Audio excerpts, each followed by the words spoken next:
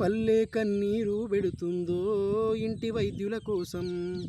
నా తల్లి రోగాలు ఎన్నెన్నో పేదోళ్ళ ఇంటిలో.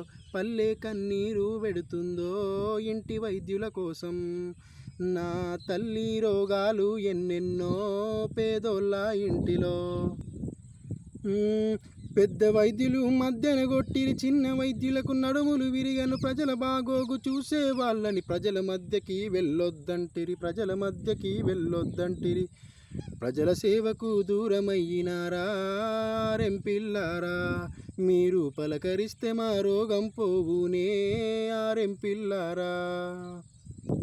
దవాఖానకు వెళ్తే మేము రేపు మాపు అని తిప్పుకుంటారు. డబ్బుల మీద డబ్బులు గుంజి ఆఖరికి చేయి జారిందంటారు, ఆఖరికి చేయి జారిందంటారు.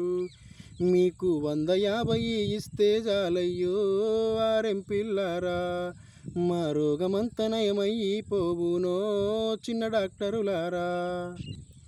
వైద్యుని ఇంట పండుగే చుట్టమల్ల మేము వత్తం పోతాం. పలకరించి మము పట్టుకొని పానమెట్టున్నదని అడుగుతాడు, పానమెట్ట ఉన్నదని అడుగుతాడు.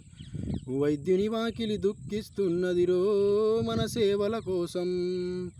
ప్రభుత్వానికి కునికే లేదంట నలిగిపోతున్నారు. ప్రభుత్వానికి కులికే లేదంట నలిగిపోతున్నారు. నా ఆర్ఎంపీలు నలిగిపోతున్నారు ఈ వైద్యుల మీద. ఆర్ఎంపీలకు జై.